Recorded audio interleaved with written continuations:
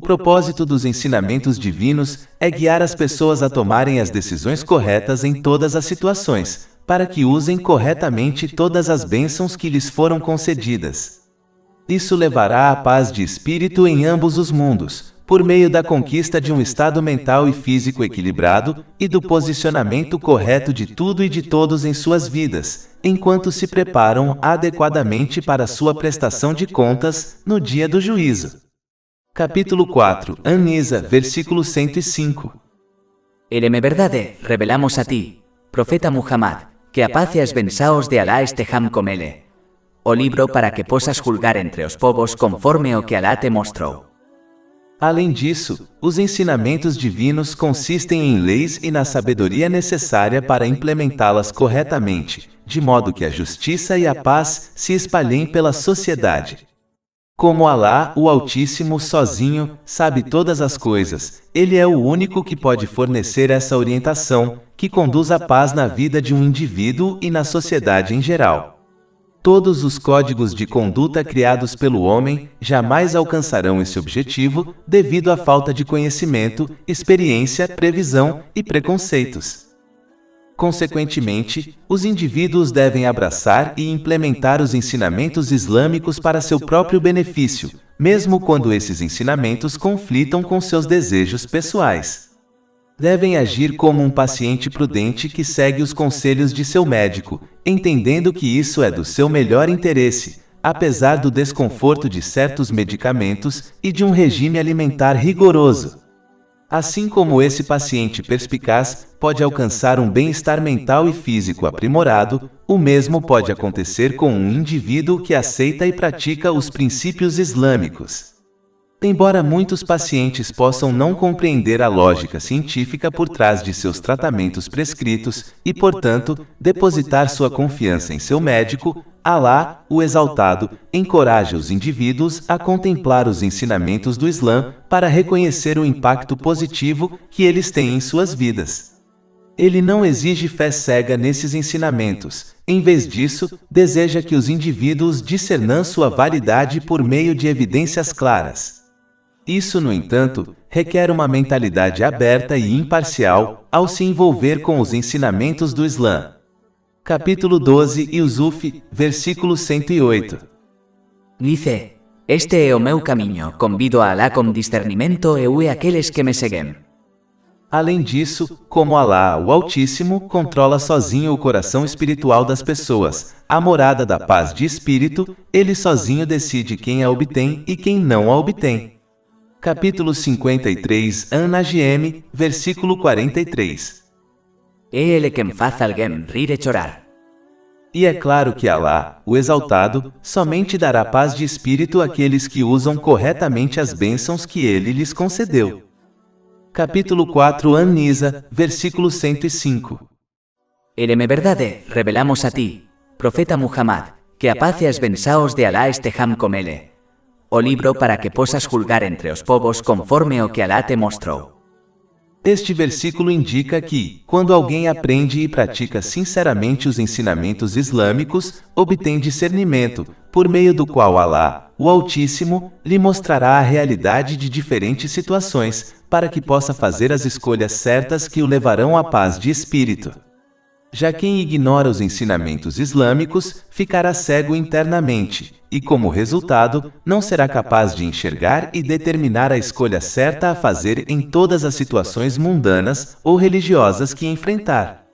Essa atitude o levará a fazer escolhas erradas, o que o impedirá de alcançar a paz de espírito. Alá, o Exaltado, então alerta os muçulmanos por meio do santo profeta Mohammed, que a paz e as bênçãos de Alá estejam com ele, para que evitem comprometer os ensinamentos islâmicos com o objetivo de agradar as pessoas e obter bens materiais, como riquezas, pois isso os impedirá de alcançar a paz de espírito. Capítulo 4, An-Nisa, versículo 105. E não sejas advogado dos fraudulentos. Um muçulmano deve sempre lembrar que agradar as pessoas enquanto desobedece a Alá, o Exaltado, fará com que ele abuse das bênçãos que recebeu. Isso o levará a um estado mental e físico desequilibrado, fará com que perca tudo e todos em sua vida e o impedirá de se preparar adequadamente para sua prestação de contas no dia do juízo. Portanto, agradar as pessoas enquanto desobedece a Alá, o Exaltado, só leva a problemas, estresse e dificuldades em ambos os mundos. Além disso, as pessoas não o protegerão da punição de Alá, o Exaltado, mas se alguém obedece a Alá, o Exaltado, mesmo que isso leve a desagradar as pessoas, então Alá, o Exaltado, o protegerá dos efeitos negativos das pessoas, através da paz de espírito, mesmo que essa proteção não seja óbvia para ele. Além disso, como é quase impossível agradar as pessoas, aquele que age para agradá-las enquanto desobedece a Alá, o Exaltado, inevitavelmente não agradará a Alá, o Exaltado, nem as pessoas. Por fim, é importante lembrar que quem age para agradar aos outros, não obterá recompensa de Alá, o Altíssimo, mesmo que pratique uma boa ação. Isso foi advertido em um hadith encontrado em Jami' at-Tirmidhi, número 3154. Capítulo 4 An-Nisa, versículo 105. E não sejas advogado dos fraudulentos. É preciso evitar essa situação, adotando boas companhias. De acordo com um hadith registrado em Sunan Abu Daud, número 4833, afirma-se que um muçulmano tende a imitar o estilo de vida de seus companheiros. Isso indica que os indivíduos podem inconscientemente adotar as características, positivas ou negativas, exibidas por aqueles ao seu redor. Consequentemente, é essencial para um muçulmano buscar a companhia de indivíduos que o inspirem a aderir aos mandamentos de Alá, o Exaltado, o que envolve utilizar as bênçãos recebidas de acordo com os princípios islâmicos. Capítulo 4 An-Nisa, versículo 105. E não sejas advogado dos fraudulentos. Este versículo também alerta as pessoas a adotarem o comportamento correto em relação aos seus companheiros, alertando-os contra coisas ruins e aconselhando-os a fazer coisas boas. Infelizmente, devido à ignorância, muitas pessoas têm entendido mal a definição de um bom companheiro, como um parente ou amigo. Elas acreditam que um bom companheiro conforta e apoia cegamente seu companheiro em todas as situações, mesmo quando estão erradas. Acreditam que criticar construtivamente seu companheiro contradiz a definição de um bom companheiro, e como resultado, concordam apenas com tudo o que seu companheiro faz e diz, mesmo quando estão erradas. Deve-se evitar essa atitude ignorante, pois um bom companheiro é aquele que deseja que seu companheiro alcance paz de espírito em ambos os mundos. Isso só é possível quando os alertam contra coisas ruins e os aconselham a fazer coisas boas, para que usem corretamente as bênçãos que lhes foram concedidas, conforme descrito nos ensinamentos islâmicos. Portanto, deve-se esforçar para ser um bom companheiro para os outros, mesmo que suas ações, como suas críticas construtivas, contradigam os sentimentos e desejos de seus companheiros. Aquele que adota a atitude errada descobrirá que seu relacionamento se tornará uma fonte de problemas para ambos os mundos, pois ambos se encorajaram mutuamente a usar mal as bênçãos que lhes foram concedidas. Capítulo 43 Az-Zukhruf, versículo 67. Os amigos íntimos naquele dia serão inimigos uns dos outros, exceto os justos. Capítulo 4 An-Nisa, versículos 105 a 106. E não sejas um defensor dos fraudulentos. E pede perdão a Deus. Portanto, é preciso arrepender-se sinceramente de comprometer a fé para agradar as pessoas e de adotar más companhias, e em vez disso, esforçar-se para usar corretamente as bênçãos que lhe foram concedidas, conforme descrito nos ensinamentos islâmicos, e esforçar-se para adotar boas companhias. De modo geral, o arrependimento genuíno requer um sentimento de culpa, uma busca pelo perdão de Alá, o Exaltado, bem como de quaisquer indivíduos que tenham sido prejudicados, desde que isso não resulte em complicações adicionais. É essencial assumir o compromisso sincero de se abster de repetir as mesmas transgressões ou transgressões semelhantes, e de retificar quaisquer direitos que tenham sido violados em relação a Alá, o Exaltado e outros. Além disso, deve-se aderir consistentemente aos mandamentos de Alá, o Exaltado, utilizando adequadamente as bênçãos que ele concedeu, de acordo com os princípios islâmicos. Aquele que busca o perdão de Alá, o Altíssimo, e corrige seu comportamento dessa forma, obterá o perdão e a misericórdia de Alá, o Altíssimo. Capítulo 4 An-Nisa, versículo 106. E implora-o perdão de Alá. Por certo, Alá é indulgente misericordioso. Como o comando para buscar perdão é direcionado ao santo profeta Mohammed, que a paz e as bênçãos estejam com ele, embora ele tenha sido divinamente protegido de cometer pecados, isso destaca ainda mais a importância do arrependimento sincero para os muçulmanos. Além disso, quem adota más companhias inevitavelmente inventará desculpas para sua má conduta, e se persistir nessa atitude, ficará cego às más ações de suas más companhias. Quem atinge esse nível inevitavelmente se juntará a seus maus amigos em suas más ações. Capítulo 4 An-Nisa, versículo 107. E não argumenteis em favor daqueles que se enganam. Por certo, Deus não aprecia aquele que é enganador habitualmente pecaminoso. Este versículo, portanto, alerta os muçulmanos para que respeitem os direitos das pessoas, mas depositem sua lealdade somente em Alá, o Exaltado. Aquele que deposita sua lealdade em pessoas, como familiares e amigos, inevitavelmente adotará essa atitude, desculpando a má conduta de seus companheiros por lealdade cega a eles. Já aquele que é leal somente a Alá, o Exaltado, priorizará sua obediência acima de tudo, e como resultado, alertará seus companheiros contra o mau comportamento, e nunca dará desculpas para sua má conduta, nem os apoiará em suas más ações. Capítulo 5 Al-Maida, versículo 2. E cooperai na justiça e na piedade, mas não cooperai no pecado e na agressão.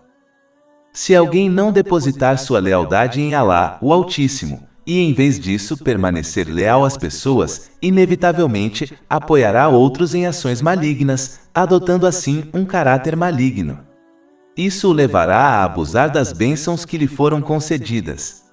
Como resultado, obterá um estado mental e físico desequilibrado e perderá tudo e todos em sua vida. Essa pessoa, portanto, não receberá a misericórdia e o favor de Alá, o Altíssimo, nem neste mundo nem no próximo. Capítulo 4 An-Nisa, versículo 107. De fato, Deus não ama aquele que é enganador habitualmente pecaminoso. Esta é a pessoa que adota uma atitude dúbia, mudando seu comportamento dependendo de com quem está interagindo em busca de ganhos materiais, como status social. Capítulo 4 An-Nisa, versículo 108. Eles escondem suas más intenções e ações do povo, mas não podem escondê-las de Alá. Mas como Alá, o Altíssimo, está plenamente ciente de todas as suas intenções, palavras e ações, ele os responsabilizará em ambos os mundos e, eventualmente, os exporá, de modo que as pessoas a quem tentam agradar com seu comportamento falso, os detestem. Capítulo 4 An-Nisa, versículo 108.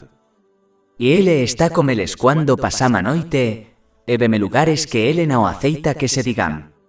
E Deus está sempre a par de tudo o que fazem. Portanto, deve-se evitar uma atitude dúbia, pois ela leva à desgraça em ambos os mundos. De fato, quem adota uma atitude dúbia neste mundo terá duas línguas de fogo no outro.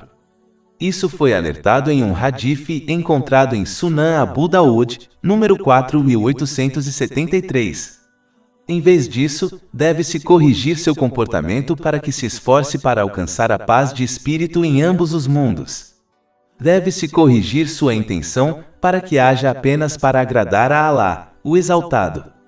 Aquele que age por qualquer outro motivo não obterá nenhuma recompensa de Alá, o Exaltado. Isso foi alertado em um hadith encontrado em Jami' et-Tirmidhi, número 3154. Deve-se corrigir sua fala para que falem apenas o bem, ou permaneçam em silêncio. Deve-se corrigir suas ações para que usem corretamente as bênçãos que lhes foram concedidas, conforme descrito nos ensinamentos islâmicos.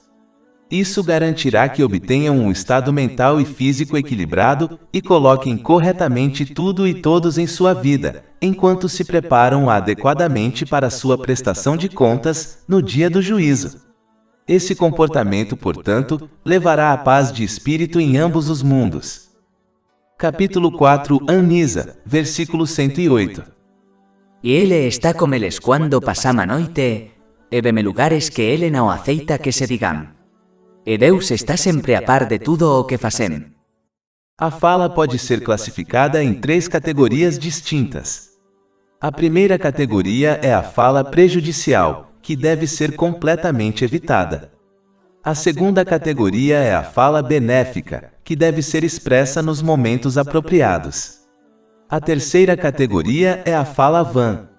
Embora esse tipo de fala não seja pecaminoso nem virtuoso, pode levar à fala pecaminosa, tornando aconselhável evitá-la também. Além disso, a fala vã pode resultar em arrependimento no dia do juízo final, à medida que os indivíduos refletem sobre o tempo e as oportunidades desperdiçados com tal conversa. Consequentemente, um muçulmano é encorajado a falar positivamente ou permanecer em silêncio. Essa orientação é apoiada por um hadith registrado em Sahih Muslim, número 176. Alá, o Exaltado, então lembra as pessoas de evitarem apoiar os outros em ações erradas, pois isso causará problemas para ambas as partes em ambos os mundos. Capítulo 4 An-Nisa, versículo 109. Aqui está o voces, aqueles que argumentame em favor deles nesta vida terrena. Mas quem me argumentará com Alá por eles no dia da ressurreição? Ou quem será o seu representante? O infrator não deve ser enganado pelas pessoas que o apoiam neste mundo, pois isso lhe dará uma falsa sensação de segurança. Ele não obterá segurança e apoio no dia do juízo final, quando será responsabilizado por todas as suas intenções, palavras e ações. Isso é frequentemente observado em sociedades ao redor do mundo, onde figuras poderosas, como políticos, escapam de serem responsabilizadas por suas ações, enquanto alguém os defende, protegendo-os das consequências de suas ações. Esse comportamento nunca deve enganar uma pessoa, pois Alá, o Exaltado, eventualmente a punirá em ambos os mundos, a menos que se arrependa sinceramente. Neste mundo, esse infrator inevitavelmente fará mau uso das bênçãos que lhe foram concedidas. Isso levará a um estado mental e físico desequilibrado e o fará perder tudo e todos em sua vida. Isso o levará a uma vida cheia de miséria, estresse e problemas, mesmo que desfrute de alguns luxos mundanos. Além disso, sua atitude o impedirá de se preparar adequadamente para sua prestação de contas no dia do juízo final. Portanto, o castigo que os aguarda na outra vida será muito pior, e ninguém terá permissão para defendê-los ou interceder em seu favor. Capítulo 4 An-Nisa, versículo 109. Mas quem me argumentará com Deus por eles no dia da ressurreição? Ou quem será então seu representante? De fato, como essa pessoa prejudicou outras pessoas, a justiça será estabelecida no dia do juízo final. O infrator será compelido a transferir suas ações virtuosas para suas vítimas, e, se necessário, arcará com os pecados dessas vítimas até que a justiça seja feita. Isso pode, em última análise, levar o infrator a ser lançado no inferno. Este aviso é encontrado em um hadith registrado em Sahih Muslim, número 6579. Alá, o Exaltado, convida então as pessoas a evitarem problemas em ambos os mundos, arrependendo-se sinceramente, pois quem prejudica os outros enfrentará justiça em ambos os mundos, mesmo que essa justiça não seja óbvia para ele neste mundo, e quem viola os direitos de Alá, o Exaltado, na realidade, prejudica apenas a si mesmo, pois não é possível prejudicar Alá, o Exaltado. Capítulo 4 An-Nisa, versículo 110. E quem comete um erro ou se prejudica, mas depois busca o perdão de Alá, encontrará Alá perdoador e misericordioso. O arrependimento genuíno envolve sentir remorso e buscar ativamente o perdão de Alá, o Altíssimo, e de quaisquer indivíduos que tenham sido afetados negativamente, desde que isso não cause complicações adicionais. É imperativo comprometer-se sinceramente a abster-se de repetir os mesmos pecados ou pecados semelhantes, e a retificar quaisquer direitos que tenham sido violados em relação a Alá, o Altíssimo, e a outros. Além disso, deve-se esforçar-se consistentemente para obedecer a Alá, o Altíssimo, utilizando adequadamente as bênçãos que lhes foram concedidas, de acordo com os princípios islâmicos. Alá, o Exaltado, enfatiza então a realidade de que qualquer transgressão afeta apenas o transgressor, mesmo que isso não seja óbvio para ele. Neste mundo, os pecados de uma pessoa a levarão a um estado mental e físico desequilibrado, levando-a a perder tudo e todos em sua vida. Na outra vida, os pecados de uma pessoa se tornarão uma fonte de sua condenação. Portanto, não se deve deixar enganar pelas coisas mundanas que se obtém desobedecendo a Alá, o Exaltado, pois essas coisas só se tornarão uma fonte de estresse para ela em ambos os mundos, mesmo que isso não seja óbvio para ela. Capítulo 4 An-Nisa, versículo 111. Y quien comete un pecado, ese o con acento agudo o gaña contra sí mesmo. E capítulo 68 Al-Qalam, versículo 44. Nos os conduciremos progresivamente ao castigo, de onde eles não sabem. Como Alá, o Altíssimo, conhece suas intenções, palavras e ações, eles não podem escapar das consequências de suas más ações neste mundo ou no próximo. Capítulo 4 An-Nisa, versículo 111. E Deus é sapientíssimo e sabio. Alá, o Altíssimo, então alerta contra a multiplicação da gravidade do próprio pecado ao culpá-lo por outros. Capítulo 4 An-Nisa, versículo 112. Mas quem comete uma ofensa ou um pecado, e depois atribui isso a um inocente, toma sobre si uma calúnia e um pecado manifesto. Isso ocorre frequentemente em sociedades onde figuras poderosas são protegidas das consequências de suas ações malignas, e em alguns casos, essas consequências são transferidas para pessoas inocentes. Nunca se deve deixar enganar por essa proteção, pois ela pode salvá-los em certos assuntos mundanos, mas eles enfrentarão as consequências de suas ações em ambos os mundos, mesmo que isso não seja óbvio para eles neste mundo. Como discutido anteriormente, neste mundo, todas as bênçãos mundanas que obtém por meio de suas ações malignas se tornarão uma fonte de estresse, problemas e miséria para eles. Por exemplo, essas figuras poderosas levam vidas muito paranoicas e estão constantemente com medo de que alguém os remova de sua posição de poder e, como resultado, sejam responsabilizados por suas ações pelas pessoas. Essa paranoia os impede de obter paz de espírito, mesmo que desfrutem de luxos mundanos. Mas o que os espera na vida após a morte será muito pior.